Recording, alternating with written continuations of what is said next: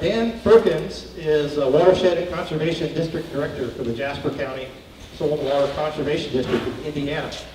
He's also a CCA and co-owner of the Perkins Good Earth Farm. He's known in Northwest Indiana and throughout the internet as the cover crop guy, right? So please, warm welcome for Dan, and look forward to what he has to say. Feeling good. Feeling good. Glad to be here.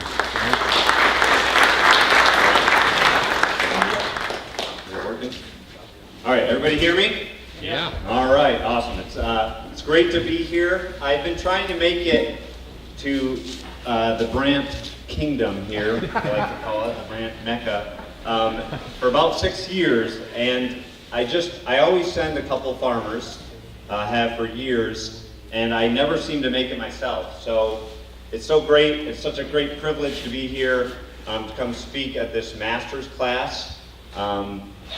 I am a small farmer on the side, and like many of you, the classic farmer saying of you're a jack of all trades, but master of none. And so I think in my role, where I live and work in Northwest Indiana, just south of Chicago, about an hour and a half, we're almost a suburb of Chicago, really. It seems like some days.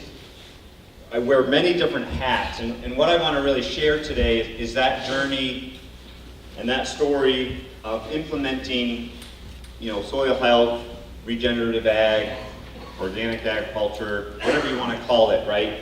I just want to share some of that today, and it's just what Lucas and I talked over the phone a couple times, and just breakfast this morning, just the kind of conversations we can have are really, really valuable. And as a certified crop advisor, that hat I wear in that region, we do about 20,000 acres of cover crops, work with about 25 farmers that are real innovative kind of folks that, are the Brandts of my region, right? We just don't have anyone that's been no-till and cover cropping for, 20, 30 plus years, right? So we all learn from each other, and that's really what I like about these kind of events. And I'm used to actually, in my kind of district director role, we're really trying to reach the middle adopters, those farmers that haven't taken the plunge, haven't drunk the Kool-Aid, however you want to term it.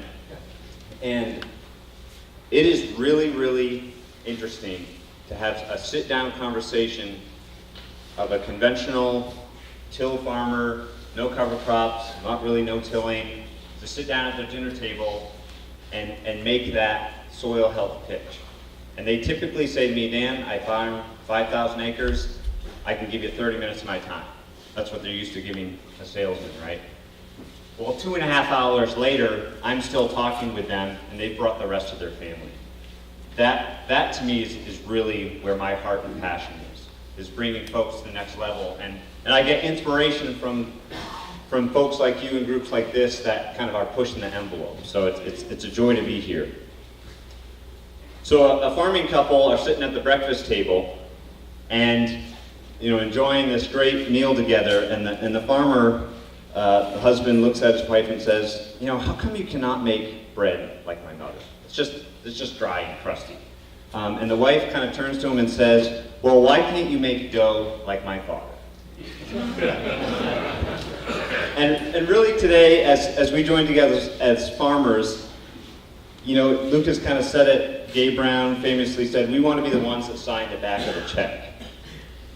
And I heard it, maybe it was Blake who said this, or Gail Fuller, we're not really challenging the current conventional system. We're not trying to change that, because that's never going to work, right? What we're really trying to do is develop a system that completely bypasses it, that makes that system irrelevant.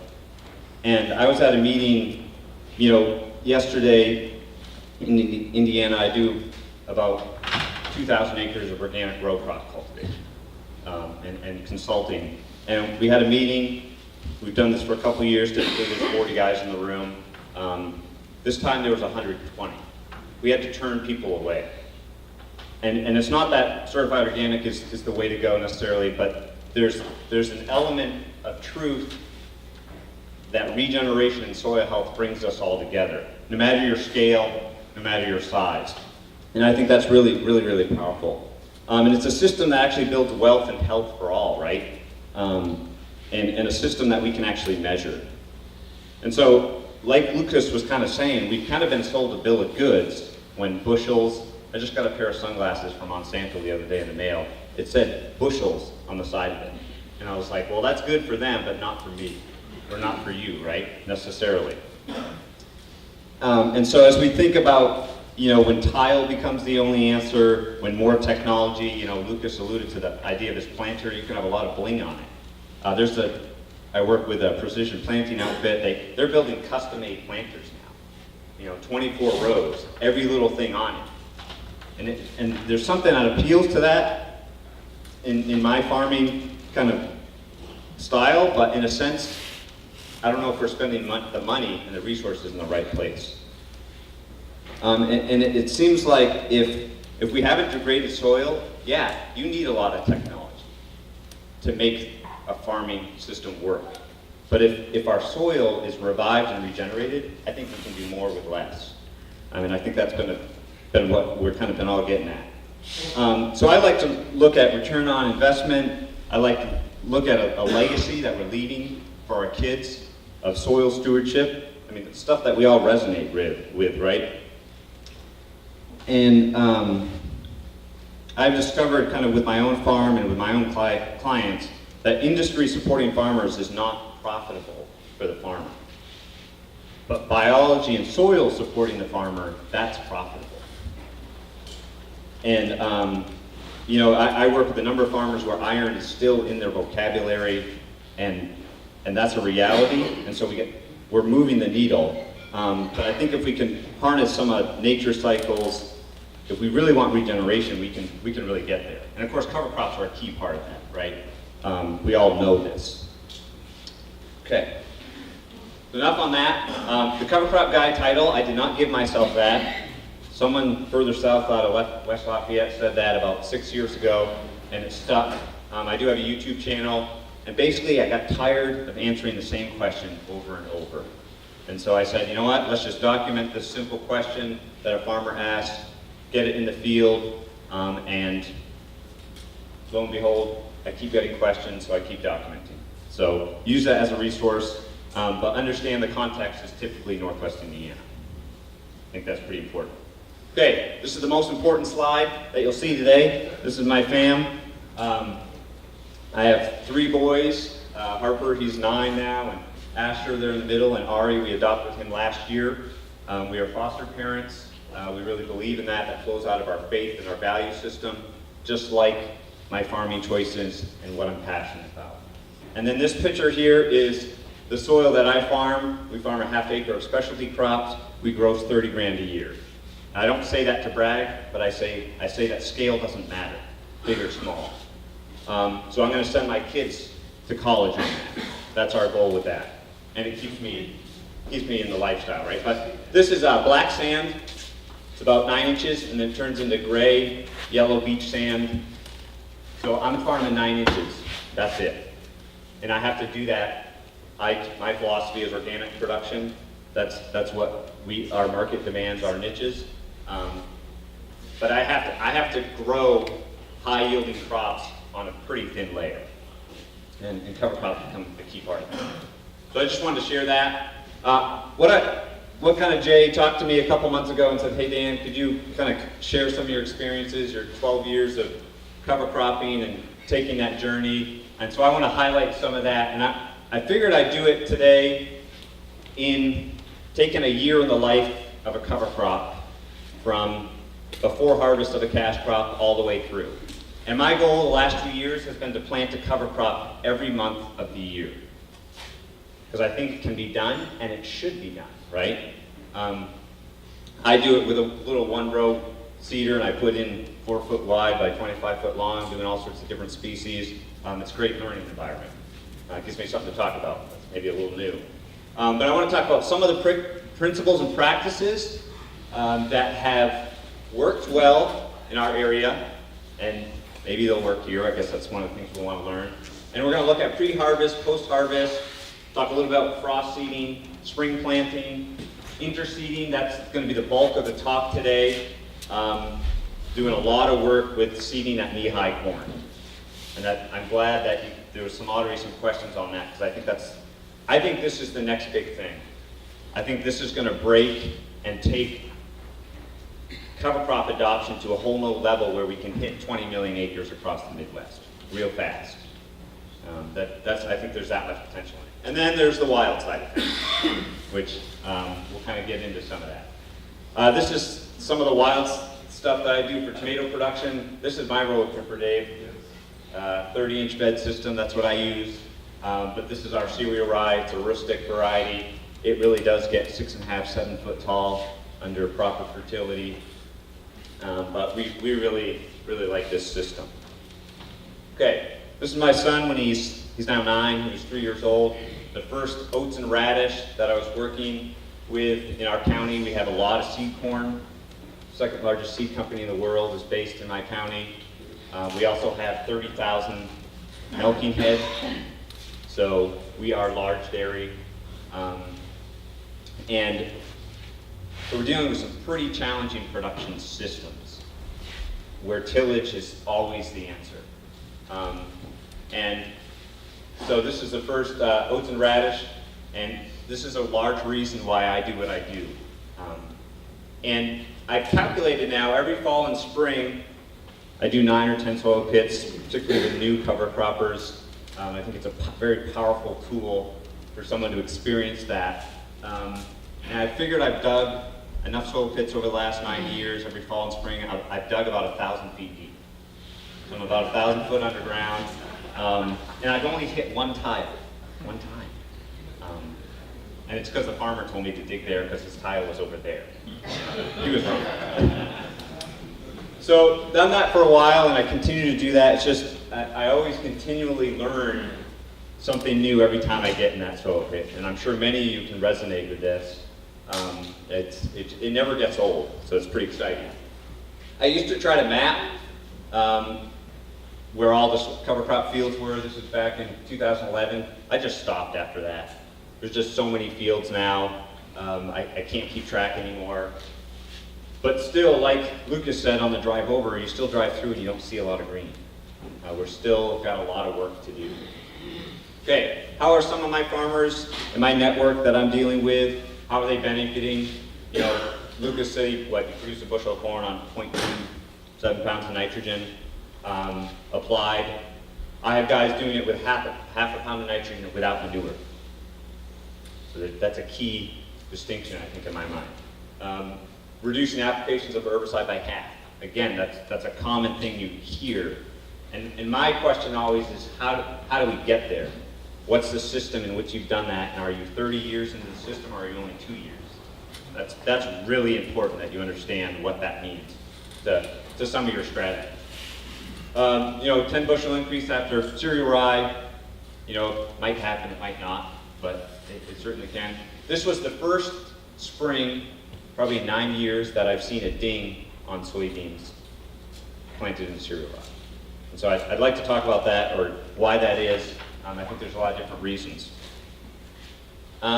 Using less inputs, untreated seed, Lucas again talked about this, no traits, because we're protecting our system with biology instead of some input that we think is better or that can function better. Coming out of the organic world, we like to say we've known this for years, but it's just because we couldn't use it, right? We just didn't have that option, so we had to turn to other things. Okay, yeah, we still have a lot of work to do, right?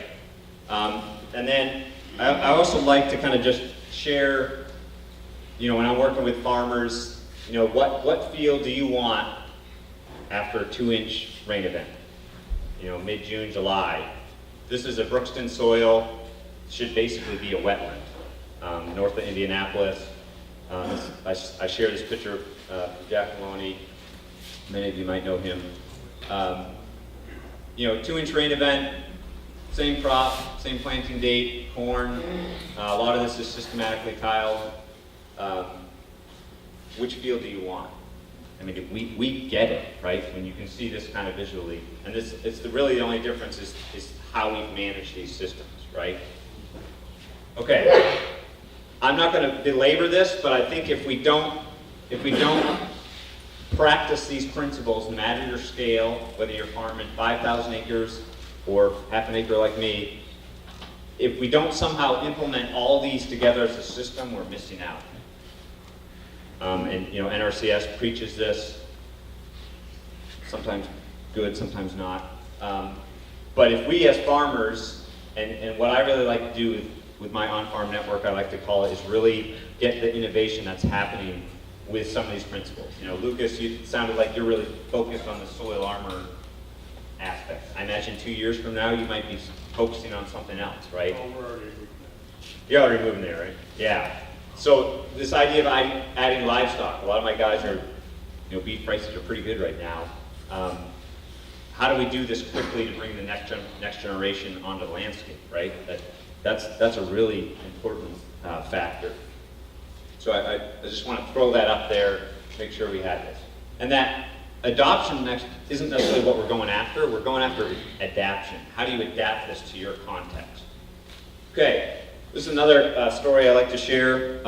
Again, seed corn producer, high yielding prairie soils, 250, 260 bushel corn is not unheard of, and you don't really even have to try. Which is kind of one of the saddest parts, actually. So if I had just show of hands, who would buy the soil on the left side? No one. Who would buy the soil on the right side? You're all wrong, right? Because I could buy this land for far cheaper and turn it into real fast, right? So, Probably the guy on the left thinks he had the same price as the guy, right? yeah, that's right. That's right. So this is a seed corn production field, so fairly abused in the sense of what it's doing to the aggregate stability. And in 1 year, this is the first time user you put out cereal rye, just with a fertilizer cart, really simple, cheap way to do it. The fertilizer cart ran out, and the co-op didn't know it. Well, the beauty of putting cereal rye in there is that we knew it, and it provided this check strip. And this farmer was sold on cover crops. He farms 5,000 acres, and he covered half his acres last year. That's pretty impressive. And when we think about the different management, the only difference in these soils really is that he utilizes some biology to get to this in 1 year. And that's pretty powerful. There's no product you can buy off the shelf that's going to do that for you. And what did that do to yield? Okay, so I care a little bit about yield, okay? I maybe came off a little too strong on that. Typically, these are soybean yields with no cover crop back in 2014. In his cereal rye field, compared to all his other fields, he just had an 80 acre section here.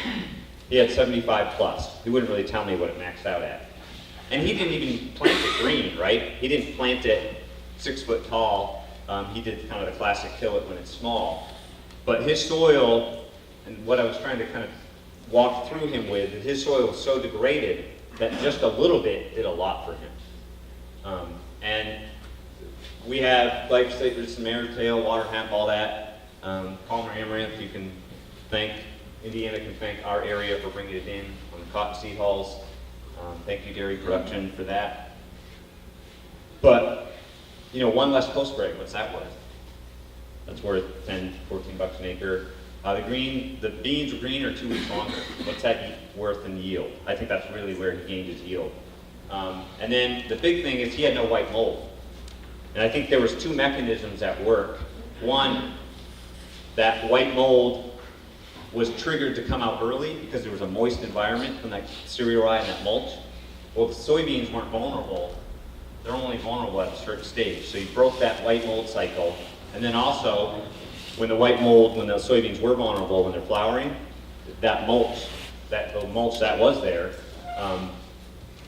prevented soil splashing. So, like good agronomy, we had 2 modes of action, right? I also too went to a lot of dicamba meetings, and it made me mad as well. So, but we had 2 modes of action. So it's 2 modes of biological action, right? That's what we're trying to do here. Okay, so cover crops are great. We all agree. Pat ourselves on the back. But how do you actually get them to show up year in, year out, right? It's like that good worker that shows up once a week, does amazing work, but then is gone the rest of the week, sleeps in, slacks off. That's not really what we want, right? We want to somehow get consistent stands. And we're a little bit farther north than you guys, although it doesn't feel that way today. And we are able to get anal ryegrass to work. Is it a challenge? Yes, but we can make this work. And it's all about timing. So I took the liberty to look up some weather data from Lancaster, and I borrowed this kind of idea from Jamie Scott because I think it's pretty powerful, and just adapted it to here, and I'm sure Jamie stole it from somewhere else. Every good idea is stolen, right? So if you look at this region, and you look at September 7th, so that's a typical seeding date aerially of cover crops, right? Around that time, that would be for us. And you have, average temperature, and then you look a month later, kind of what you lost, right? So the quick summary is, you lost an hour and a half of sunlight, and you lost 12 degrees. Well, in our area, we like to get our corn in the ground by April 21st. If you don't do that, you're a bad farmer, right? Again, I would disagree with a lot of that. What's driving that? But if you're thinking on that term, that's like being able to plant your corn April 10th. That's a big deal. I'm going to take this to the kind of next level in thinking about growing degree days, because this has a huge impact on our cover crop growth, our ability to roller primp, those kind of techniques that we could get in today too. So from September 7th to October 7th, you get about 436 growing degrees. Great.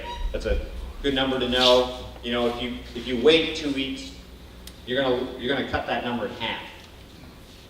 And again, these are growing degree days from your area, 30-year average. And then October 7th to November 7th, you only get 219. Okay. So I'm no small grain expert, but I asked Google, and this is what it told me, so it must be true, right? 100 growing degree days to get a small grain like cereal rye to emerge, plus or minus some. To get it to first leaf stage, you got to get another 70 degree days. To get it to tillering, which is ultimately what we want, ideally going into the fall, right? You get that to tiller, and you're going to get more biomass, you're going to get more rooting activity, all things we want, right? You need 360 growing degree days after emergence. So you need a good 500 plus to get there. Well, what happens if we're always seeding our cereal rye, November, Thanksgiving after harvest? We never really get that. So this is just if you're driven by numbers. Most of us make decisions on emotions, not numbers. I'm guilty of that too, but I also like to think I'm somewhat of a science guy. I want to throw this up here because in terms of timing, and I borrowed this from Mike Plumer. He passed away this year, a big loss to the cover cropping world. Early in my career, I spent 3 days with Mike out at the Iowa Farm Progress Show, just him and I, driving back and forth. Really a mentor to me, and he's done a lot of important herbicide work. But this just shows it, Dave Brandt, I think you're famous for a picture of the huge radish. That's really not what we need to achieve. We get bragging rights, but I think thumb-size radish, and we're getting benefit out of it. So nothing really new there. In a ryegrass, here's a picture. We have 15, 2 inches of growth with an October 15th planting. Now at 2 inches of growth of ryegrass, I've dug enough soil pits to know we're still getting some benefit out of that, but it's probably not going to survive the winter. So we defeat ourselves. September 15th planting, on the other hand, with this is a November 4th picture, you got 11 inches of growth. That anal ryegrass is going to live, and it's going to do a lot of good for us. Dr. Murdoch, just been conversing with him a bit, and he just is doing this research on anal ryegrass. To me, it's the powerhouse of all the cover crops. Like I hate this question, but what one cover crop would you pick to use to provide the most maximum soil health benefit, right? I would argue it's diversity that we want as we learn more. But if I had to pick just one, anal ryegrass is probably that. And through central Illinois, Indiana, there's something called a fragipan. It's basically like the concrete that we're standing on here, about 9-10 inches down. Annual ryegrass actually exudes a chemical that actually dissolves concrete. None of the other cover crops do that. And Dr. Murdoch is isolating this enzyme and looking at different cover crop species, what other kind of things are happening. So that's just kind of a cool factor of why annual ryegrass might be something we want to kind of explore. Okay. This is from a land-grant university. And I'm not going to belabor what it is, but all they're saying at University of Wisconsin at Dane, if you had a September 9th versus September 23rd planting, you're going to have half the biomass, half the amount of crown growth. Depending on your goals, this might be good or bad. This is a really old slide. Again, proving the point that if nitrogen uptake, if we're trying to hold on to our nutrients, planting date matters. And again, I'm going to summarize it. October 1st versus October 30th planting, you're losing more than 2/3 of your nitrogen scavenging ability. We knew this 20 years ago. We are slow. We are slow to change. Okay. Now, because I work in the organic row crop world, there's a lot we can learn from them. And conventional wisdom for long-term season-long weed control would say 8,000 pounds of biomass per acre. When we're planting our soybeans in an organic system where we don't have an herbicide to use, like it's simply not an option. This becomes really critical in a roller crimping system, right? And if you look at your planting date, October 15th here, this picture, you can get a lot of winter annuals in there. You can get a lot of weeds established. So thinking in a conventional system or a no-till system where we're trying to reduce our inputs, right? We need to make sure we get enough growth in the fall to outcompete the weeds. There's I don't know where the fine line is, but somewhere, maybe it's not this, but I don't think it's that either. And some of the research that Adam Davis, if you haven't heard of him, he's at a University of Illinois. There's a lot of good things coming from him because he works with a network of farmers, and that's what his research is driven by. He's actually not 3 years behind it. He's with us on this one. So 8 years ago, he was seeing weed reduction. He could argue that this should become a tool in our weed management strategy. Okay. This is just another way to think about it. If you get it planted late, because that's a reality, right? Like this past fall for us, everyone was getting cereal rye planted, but we thought maybe it wouldn't work at all, right? Through Thanksgiving, it just happened, right? If we can let it grow longer in the spring, you can still maximize that benefit. And so likewise, if you get it planted early, maybe you can still terminate it early too, and still get that benefit. And then something that some of our guys do, spraying Banville, if you do have broadleaf pressure in your cereal rye, that becomes a weed management option, and you can let that cereal rye go. Some of the research coming out of University of Iowa, that 2-week period where you let that cover crop get growing, your ability to take up 150% more nutrients in that time frame. So a little goes a long way. It's pretty huge. Okay. I'm going to just touch on this real quick. Pros and cons of different seeding methods. Drilling, ideally we'd all do this, right? The problem is it's slow. So I was talking to a gentleman, if you farm 3,500 acres, you're not going to drill very much. It's just going to be too slow, right? But in some systems, it might work. It might be a good option. And adjusting your hybrid choice, maybe doing 100-day corn planted first versus 110, that opens up your window. Again, 2 weeks makes a difference. Planting, with a precision planter, again, do you want to put wear and tear on that machine? But it could be an option. And I'm working with a number of guys with corn silage where we get corn silage off August 15th, early September where this becomes an option. And then spreading, this works, but the bigger the seed is, the less likely it's going to work. So if we're after diversity, if we're trying to encourage that in our cover crop mixes, this becomes a little problematic when if you've ever seen a fava bean seed, some of them can be almost as big as the middle of your palm. That's not going to work very well. Okay, so aerial, many of you know Jamie Scott, he seeds 50,000 acres every year by airplane.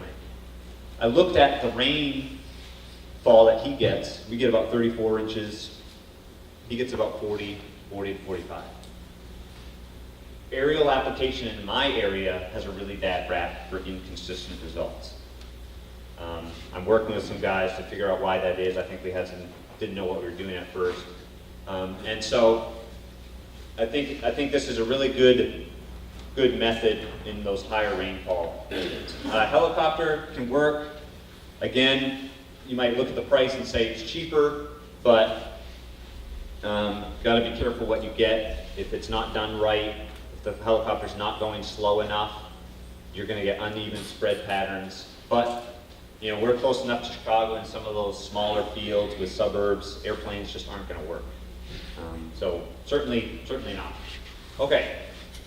So if you do have aerial applications, some questions I like to ask, because everyone's jumping on the bandwagon now. How many years have they flown? Can they provide references? Do they know how high they're supposed to fly, wind speed? Are they using the most modern equipment? So are they looking at what is coming along for technology, and are they providing a map like this? This was a good 6-7 years ago. We were trying to fly strips on. The researcher and me was trying to fly strips on with this farmer with an airplane. That's hard to match to the combine with. I think aerial applicators could do it nowadays, but it shows you where the flight and the wind speed and all that stuff. So pretty cool. All right.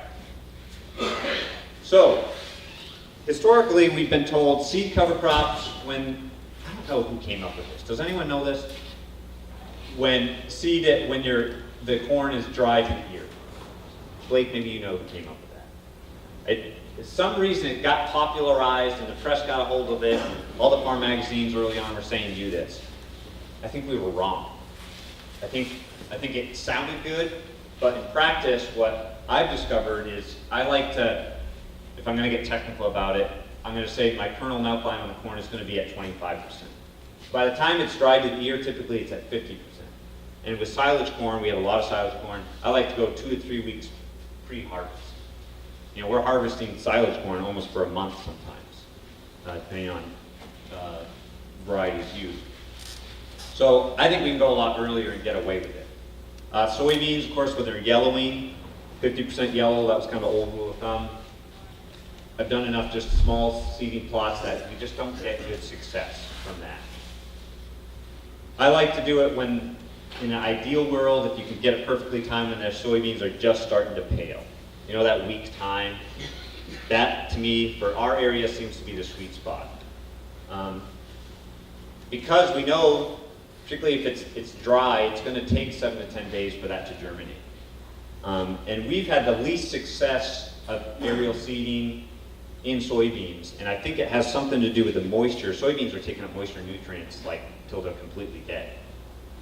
And so if our soil health is really good, and we've got soybeans that are going to hang on really long through August drought, it can be a challenge to get a cover crop established successfully. So I don't know the good answer besides it's easier to aerial seed than corn. We just seem to have better success. Okay, so you got to catch those keen grains. It's always dependent upon that, and we have a number of guys getting wheat from up in Canada or the out west. It's old lots that have been treated. I would argue because of the neonics and other effects of seed treatments that we're learning about, don't do this if it's cheap. I don't think you're going to hurt yourself in the long run. And then if you're going to put in kale, some of the other brassicas with soybeans, be a little careful. If you're doing non-GMOs and you get some staining on that, there goes your premium. So sometimes in soybeans, that cover crop can get tall enough that you're going to be chopping that cover crop. So that is just kind of a factor to think through as you're picking out what fields. Okay. Again, I'm stealing this from Jamie Scott, and I verify this in all the soil pits that here's a drilled cereal rye, let's call this October 7th. This was aerial seeded September 7th. A foot of growth, that's good. That's going to give us benefit. But if we can get down 3 feet with an annual ryegrass species, for instance, that's success right there. That's regeneration. That's moving us from a sustainable level of just keeping our soil in place. Let's feel good about that to actually gaining organic matter. And I would argue that this spatial pattern that we're seeing, if you drill a cover crop, one of the downsides of that is, let's say you've done it on 15-inch rows, you've got a lot of gap there where you can get real erosion, where you can get what Lucas pointed out, you can get residue moving. That's not what we're after. Seeding rates, you got a lot of good resources in your folders. Let's take a look at that. I always like to, with area application, go out and actually look at the seed on the ground, right? Early on, folks were saying 5 to 8 pounds of radish, and it was like, man, if you actually went out there and looked at the amount of seed, and if every one of those seeds germinated, that's all you get is radish, right? That's a lot. And then you get rapeseed in that equation, which has a far smaller seed. And I don't ever do rapeseed more than half a pound, ever. And if it's a mix, I go way lower than that. I've been burned one too many times. But I like to see it, a radish every 1.5 to 2 feet. I think we're getting serious benefit if that's what we're achieving. So this is just an example of radish seeds that close together. That's too much. Okay, this is can't remember where I got this from, but I looked up kind of how, we know native plants can go 5-6 foot deep. What are some of these cover crops? Has anyone ever studied how much root biomass we can get and how deep do they go if we just get 20 days of growth? Like, do we get our money's worth, right? So I went back in some of the old literature and looked up, oats at 45 days in the fall. This is about a foot down. Oats 60 days, so just another 15 days, right? Another 2 weeks. You're getting down 2 feet. That, again, if we're going to regenerate our systems, if we're going to mimic the fence row, all that kind of stuff that you hear about, we need to get to this, not just that. And I borrowed this from Dan Towery. We're after that exchange of sugars coming out of the roots that are feeding our microbiology. So Dave, right now on his farm, even though it's cold out and we got some snow, he's got his biology priming his system, ready to have success when you're planting corn into 6-foot tall cereal rye. And so, when I think about, I do some work with the PFLA test, and I think we came last year to maybe talk about some of that. As much as controversy as there is around that test, I use it with my farmers because it's a nice comparison to know that they're moving their fungal bacteria balance ratio where they need to go.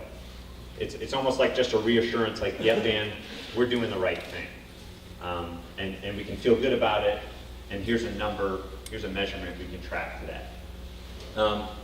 Because at the end of the day, if fungi, mycorrhizal, saprophytic are 40 to 50% more efficient at nutrient cycling versus bacteria, we want more of these guys, right?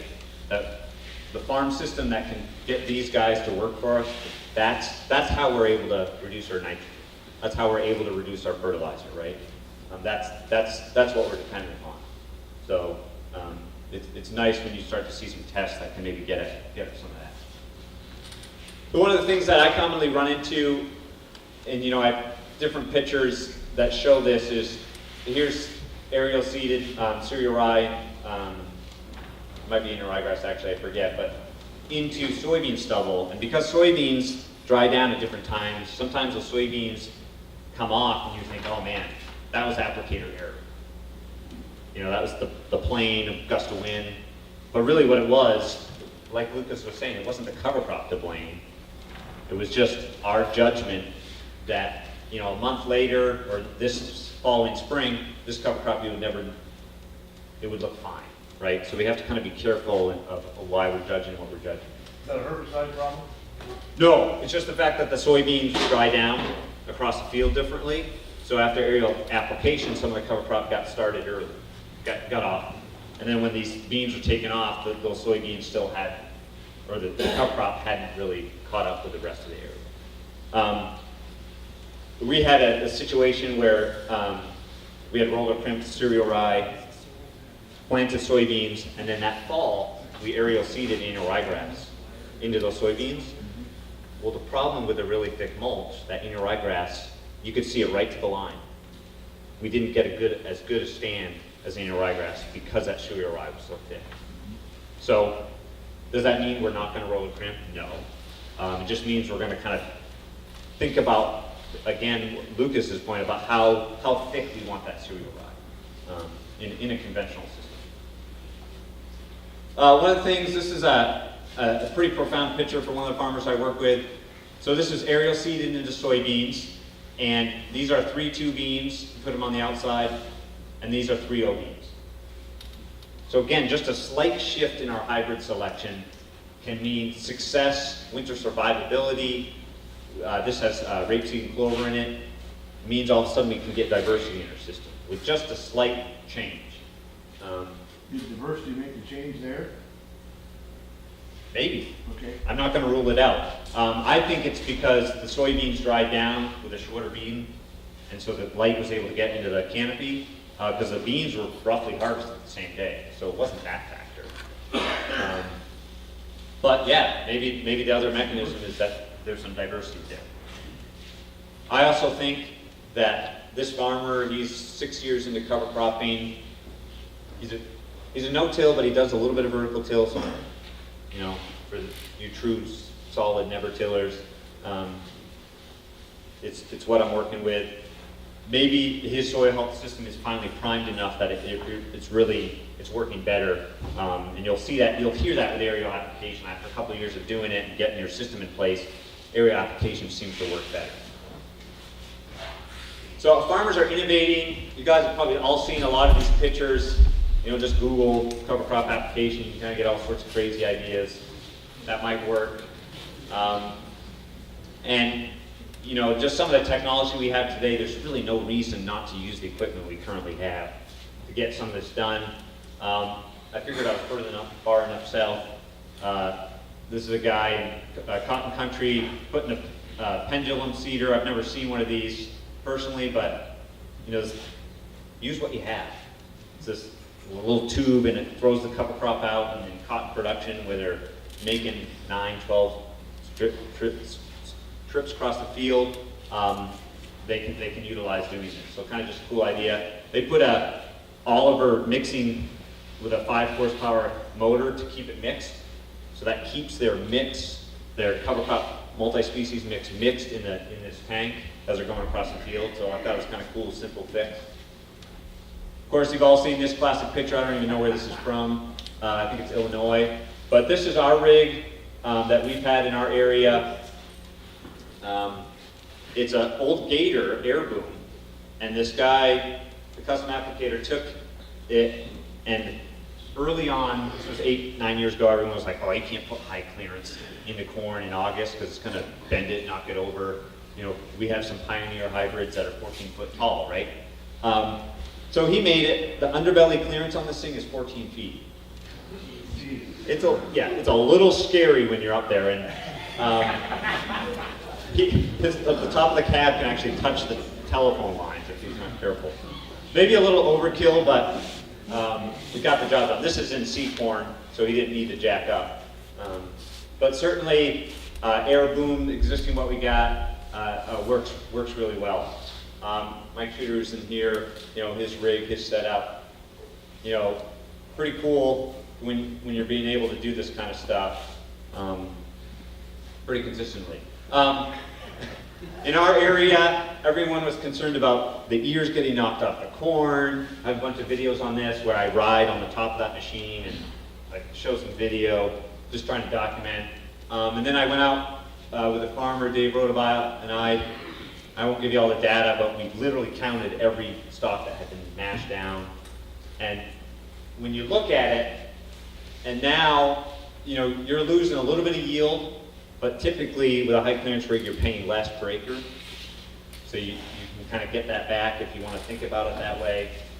And now with some of the equipment with dual tracks and four-wheel drive, you're going to have even less loss. So I was getting a lot of farmers, a lot of naysayers saying, this won't work. Well, I was like, okay, I'll give you the numbers. And then if you're able to follow your fungicide spraying anyways, if you're doing it with high clearance, that's a wash anyways. Some of the evolution of the technology is pretty cool. Fendig Equipment, many of you know them out of Coldwater, Ohio. We've kind of gone with having to do your own, make up your rig, to now there's commercially poly pressurized tank that we can do 120-foot boom line. Scale is no longer an issue per se. When we can kind of seed cover crops. This is a guy in Morocco, Indiana, just west of us, a young farmer who's really innovating, taking this to the next level. And this is what we're after, right? That green carpet at harvest that enables us, even after a rain event, to get out there and get the job done, right? This is really cool. Air Scout out of Lowell, Indiana. He has an aerial image company, but his brother farms 1,000 acres, does some custom applicating. This is a variable rate cover crop species with a 120-foot boom. It does it variable rate by rate, but also by species. Kind of crazy, huh? But if you've ever done a multi-species mix across a big field that had varying soils and topography, it almost looks like you seeded two different mixes, right? Where up on the slope, maybe the sorghum did really well. Down in the wet area, sorghum doesn't like wet feet. You had other species. It's another argument to use diversity, right? But maybe to save cost, or if we utilize this technology, we can do variable rate cover crop. So kind of cool that we had that offer. I have a story here. We're after this kind of green carpet in the fall. And again, the sooner we can get this done, the better, in my opinion. But there's also manure. We have a lot of manure in our county, a lot of it, both hog and dairy. So this is an annual ryegrass, aerial seeded. This guy does corn after corn, 3,000 acres. And aerial application is a good way to get some of his ground covered. And then the lesson we learned, this was a couple falls ago, we put manure on, this would have been end of October, and injected it in, low disturbance knives, and a week later we got a really hard cold snap, and it killed it all. He had 600 acres of annual ryegrass. We dug soil pits in this, I think he got a lot of benefit, but because that annual ryegrass had that fresh application of nitrogen, and it was fairly warm for a good couple days, that annual ryegrass just took off, and that cold snap came in and just killed it.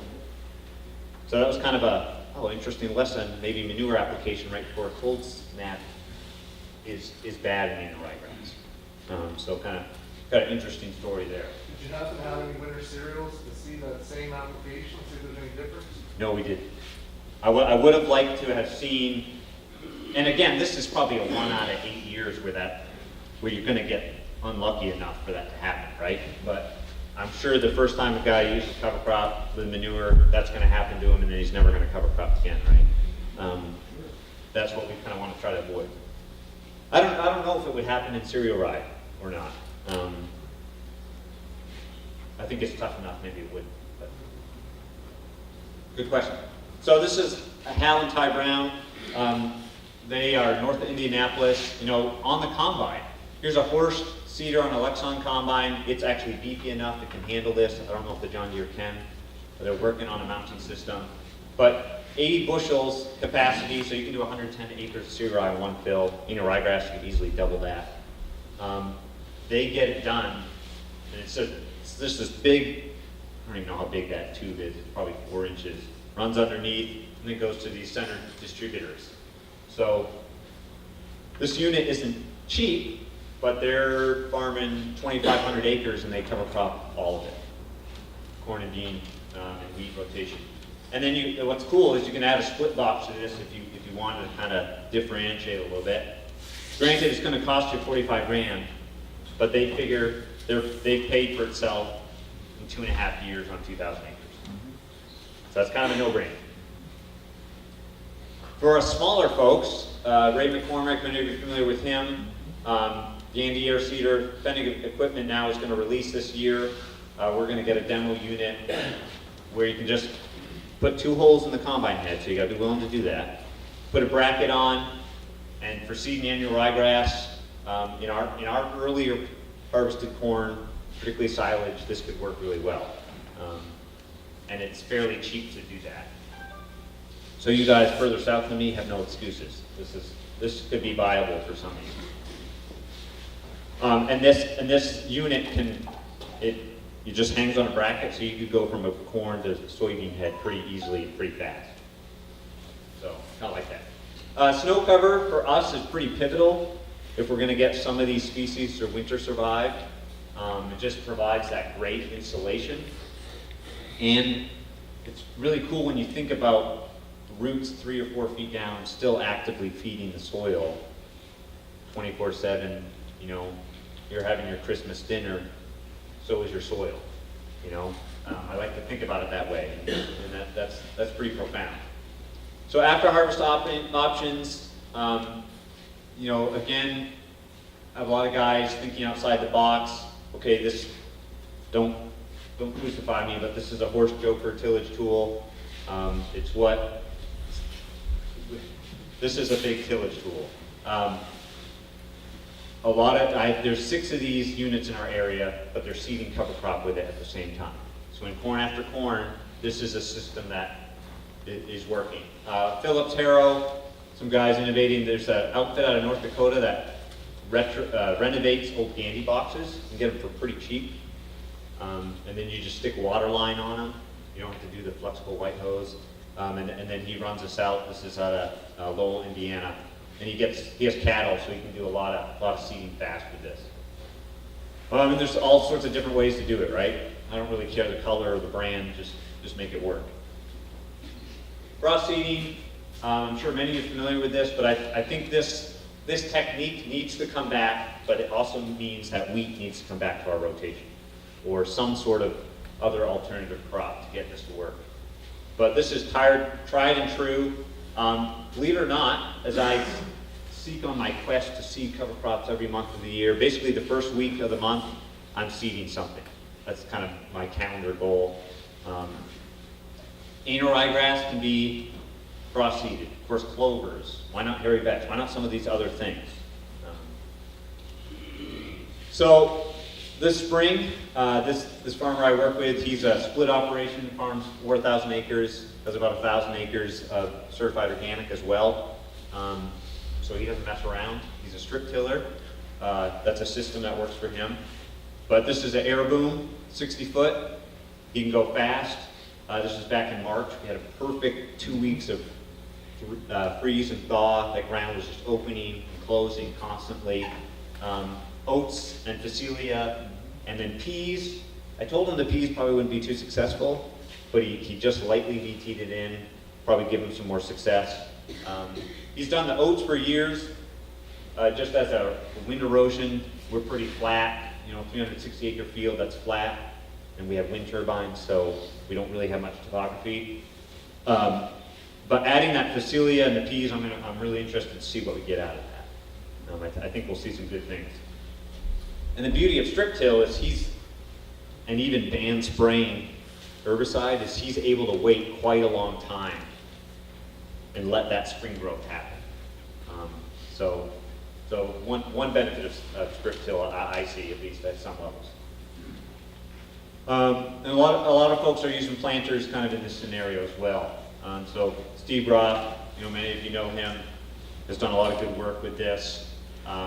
Seed Right, if you're not familiar with this company, creates this for John Deere, Kinsey, all different types. The case planters are the ones that are, and I know this because I work with the Heralds out of Westville. They tried this last year, kind of come up with something that would work. And they were trying to do multi-species mix because diversity is good, right?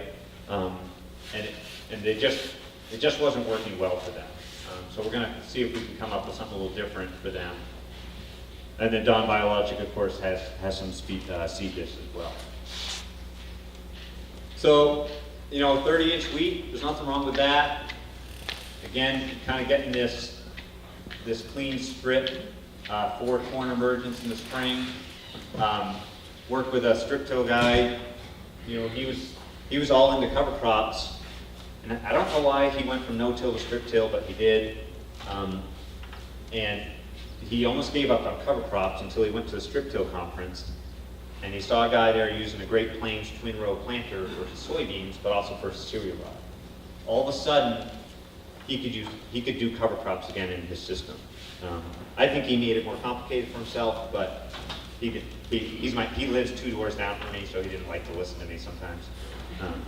But we keep talking. So, just kind of some options. If you 40-foot air drill, this is a really nice way to get it done fast and easy. And then you add an air seeder of some kind, and you can start to do multi-species mix. I think it's a really cool option. Haven't got any guys in my area really to invest in that, but this is kind of the potential you can get when you do that. Vince, I'm sure you know, or Blake, you know who this person is. Yeah, But, David Kecker. yeah, David Peckard. So, yeah, doing some really interesting stuff with their system and they're adapting it, right? They're making it work. This is my strip tiller. This was the spring where we ran a roller crimper over 5,000 acres. I had about 1,000 acres planned, and the rest came along because they had to do it. Not a best recipe for success, but this strip tiller had cereal rye out and was going to put in spring strips. Never got a chance to because of rain. And so this is what we were left with, planting green corn into this, and it freaked everybody out. Luckily, I got there just in time. I think they were putting 20 units of nitrogen down. I said, you better up that to 40. Again, because he had no manure, and he was in not a very mature soil health system. Again, I want to really emphasize that. That's really important to understand. He did not have Dave Brandt soils. Not yet, at least. So this corn yielded 245 bushels, and he had excellent weed control. So a positive story, but certainly scary. Again, there's lots of technology now coming up, adapting equipment. I just kind of found this the other day. Thought this was kind of neat. Not sure if it works well, but hey, somewhere can take someone to the next level. This is the Crow system that this guy's planting pup corn, a waxy corn, non-GMO. He does both into cereal rye that's been terminated with his twin row planter. So again, it's not the planting green, it's not that next level, but it's certainly doing him a lot of good. And if we can get to this kind of residue system, soil armoring, that's the ideal, right? So some of the other stuff, thinking about planting cereal rye or even buckwheat with our soybeans for in-row weed control. There's organic guys doing this, again, because they have to. I don't know, maybe a crazy idea, maybe not. And I think there's a lot of benefit, and there's talk of putting buckwheat in every 90 feet across the field, just leave a row or two out. Your beneficial insect habitat, the yield bump you get from the pollinators. We just got to somehow figure out how to not spray our insecticide in that strip too, right? There's lots of interesting ideas out there that maybe a 5-foot strip of buckwheat around the edge of your field on a 200-acre field isn't enough, because those beneficials can't fly that far, can't fall that far. So how do we really implement some of this stuff? Okay, interseeding. So this topic, this is a picture of me in Quebec 5 years ago. Went up with Dan Towery. This is how they do cover cropping. They have 110-day corn up that far north. So don't ever say it's too cold. But they literally have no time in the fall. Literally, no time. They're snowing. It's snowing when they're harvesting in frozen ground often. So they do this at side dress. And This is a new website that Dan and I helped put together with a bunch of other folks. So do look this up. This is kind of the map where we think interseeding of cover crops into knee-high corn. I like to keep it simple, where we think it's going to work. The big question for you guys, what you right about here, we're not sure how well it's going to work for you guys because you are on the southern fringe. I'm right up here, north of Indianapolis. We're having good success given certain conditions. And so I'm going to talk through some of those, at least from the last 4 years of me doing it on a number of sites. There's a closed Facebook group, so if you request to join, there's about 60 of us from across the Midwest that interact on that website or on that group. As much as I don't like Facebook, this is a powerful tool for networking and finding your peers beyond meetings like this. Okay, you've seen this. Jay showed that at the beginning, but I did some research a number of years ago, okay, surely this isn't a new practice, right? I'm old enough to understand that a little bit. Back at Cornell had some research, and back in the BC, they were doing corn silage, they were doing this. So how do we get this done in a realistic fashion at scale? Penn State has this interseeder option. If you've never done it, this is me actually trying to do it in the soybeans. Haven't had success with that. Someplace, I think 30-inch rows, it might work. Maybe northern climates. In our region, we have a rotary hoe. That's how we do it for just kind of demo level. Works really well. This is Woody out of Ontario. This is a guy I work with.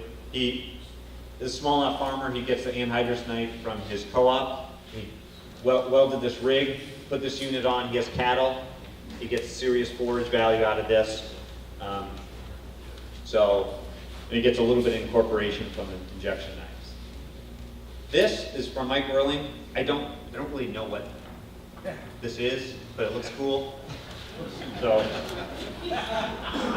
I think maybe he had this in his back shed or had some spare time because he's no-tilling cover crop, right? You have a little more time.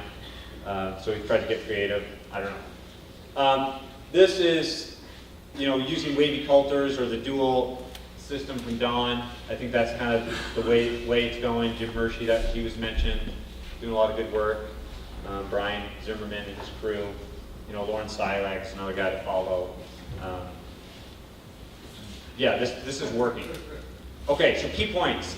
This is not RMA approved, so if you take crop insurance, make sure if you're going to do this at scale, that you have some yield checks and you have a way to document it was the hailstorm or whatever, that not the interseeding. Okay, you can't call me and have them call me and blame and say Dan Perkins said to do this. That's not going to work. So it's been successful across the region, different countries. Timing is key. So some folks, Lucas, you said you tried this, and I'm interested to kind of hear the details of why it didn't work. Because I think what we've learned is that if you're seeding into high-yielding corn that's tall, taller than 7.5 feet, lots of wide leaf, not an upright architecture, or if there's a long shade period in the fall, if you've seeded it at V5, V6, and that canopy closes in 4 days, that annual ryegrass, it's a cool season grass, it needs to get at least this tall, get a little bit of establishment, and then it goes dormant because of shade, moisture, heat, kind of a combo of those things. We're not really quite sure what's triggering that. Then you've kind of shot yourself in the foot. So Lucas, maybe you need to be more at V3, V4 to get that to succeed. We had that in a number of sites across Indiana where why did it work in this field, but 30 miles this way, it didn't work.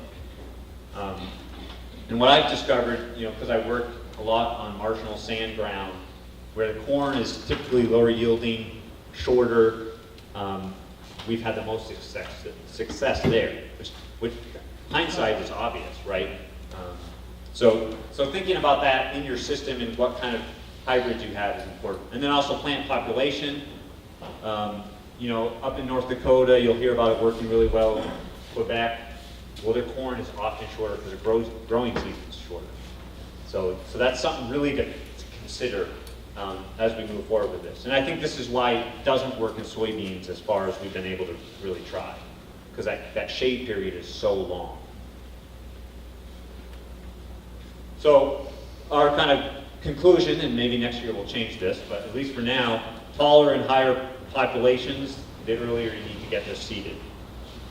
And so we need to really figure out, okay, are you seeding it at V4 or was it V6? Because I think that makes all the difference in the world. Yield loss, I've never seen it in the plots I've worked across in the field levels. And you know, the species that I'm focusing on for our region, as far south as we are, and you guys are further south, are really inner ryegrass, hairy vetch clovers, possibly cowpeas. And I'll show you some pictures here. So yield gains, sometimes we'll see them, sometimes not. But again, it's the long-term picture we're trying to play, and just simply getting cover crops seeded so we don't have to do it in the fall. And then of course, the herbicide program. I'm not going to spend a lot of time on that, but the website, we sat down with Bill Kern and some other folks and kind of said, all right, you've done some research, let's piece together what we've seen in the field, let's give it a thumbs up, you know, a halfway thumbs and a thumbs down. So I'm not going to walk through this, but this is all on the website. You know, a pretty simple, do you want residual weed control? These are the programs particularly that we've seen work and not have a ding on the cover crops. Okay, so just a view of what it looks like, at least in Northwest Indiana. You know, knee-high corn, you can break open the corn and figure out your growth stage, count the collars. I would suggest doing that so you really know what happened if it does fail. You know, we've had really good success with hairy vetch. Sometimes we get a yield bump. We don't know why. You know, planting into it, no problems. Killing it, it's not any different than you would typically with annual ryegrass, just because we got it in earlier. It's not trying to go to seed early or anything like that. At least not what we've experienced. This is last year. We put in cowpeas based on Chris Teachout work in Iowa. You know, there's, what is there, like 17 different kinds of cowpeas. Some are climbers, some are short and bushy stuff. I don't know which one's the best one. But this stuff lived and was climbing the corn at harvest. It was no problem. We're going to try it on a bigger scale this year. Fava beans might be something to look at. Just need to find a smaller seeded variety. So Dave, if you can come up with that. Then we can actually seed it practically. So, and then sometimes it fails. So the clovers, we're finding about 50% success rate. We don't know why. Maybe there's herbicide. Maybe we can discuss why that is for some of you that have tried this. Multi-species mix, my take on this, you know, you can spend a lot of money, and they say the taller the multi-species mix after wheat, the higher your yield the next year is, as a rule of thumb. Again, I'm not going to guarantee that, but I've seen some of it. This is, we do a 10-way mix for 26 bucks an acre. We drop out Facelia, some of the more expensive stuff.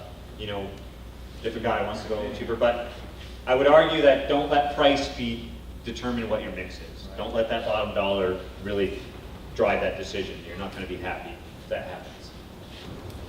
Okay, quick rule on mixes. How are we doing for time today? Okay. I like to think if you look at the monospecies, if you cut that single species rate by half, if you're just doing two mixes, as a simple rule of thumb, and if you have a redundant species, so if you have two grains like oats and cereal rye, or barley and cereal rye, cut both those full rates by half again. You know, because in our early work with species, we would get dominated by the brassicas most often, and weather plays into that. And legumes I typically leave near the mono rate if we're really going to get value. And then I like to think about it visually. if you think about that mature plant, what does it look like when it's, at flowering? How is it relating and stacked to the other plants? Can we create a portrait that if you look through it, it was a solid wall of green at all levels? A foot up, 2 foot, 6 foot up. That's what we're kind of going for. And Lucas, I'd be interested to hear your opinion on this, but in mixes, generally, when there's manure, I find our legumes just get choked out. They don't do much for us. Yeah, there's too much nitrogen in the system. Legumes are lazy. They don't need to grow, so they don't need to work, and they get outcompeted. So something to think about with manure in the summer. Okay, so some of the organic guys I'm working with, and even conventional guys are trying, white clover seeded. You get your corn silage taken, then you plant your wheat. Again, this relay cropping idea. Seeding meadow foam to soybeans. There's an interesting idea. I saw meadow foam growing for the first time out in Oregon this spring. Maybe that's a good idea. Maybe it's a bad idea. I don't know. And then buckwheat with soybeans. Okay. Because of time, I'm just going to, if we're thinking about more crops, green cover seed has a lot of good information on doing sunflowers after wheat instead of soybeans, instead of double crop soybeans. I don't know if it's going to work in Indiana, but we have a big bird seed market, boot line seed, in our area. I'm trying to get guys to do this, and they're actually looking at it now. Because sunflowers, again, this idea of interseeding, you can get light down onto the floor. You can put all sorts of cover crops that are low growing between your sunflower rows. And Dave, I'm sure you have experience with this. I mean, this is taking it to a whole nother stacking level and still getting a cash crop out of it, right? I don't have much experience with this, but I hope in a year or two that there's a lot more folks doing this. I think we could really take this pretty far. And then this guy, I haven't had much interaction with him, maybe Blake and you have, but 60-inch row corn with different cash crops. I mean, this is kind of where stuff is going, right? As crazy as it might sound. Didn't we used to do 60-inch corn? 40. Yeah. So nothing new really, right? We did some planting of soybeans, and then we roll it 2 or 3 weeks later. So we're doing some more work with that as a way to get more carbon. We've had some pretty good, not the classic are you losing stand populations. Okay, so to wrap up, have our principles there. And I wanted to share my soil health success on my farm, just because I want to say I practice what I preach, and I still do a little bit of tillage. So I think it's kind of making it fit your context. So when I bought our farm, 20 acres in 2009, this is what we're looking at. Pretty good for Sam's, actually.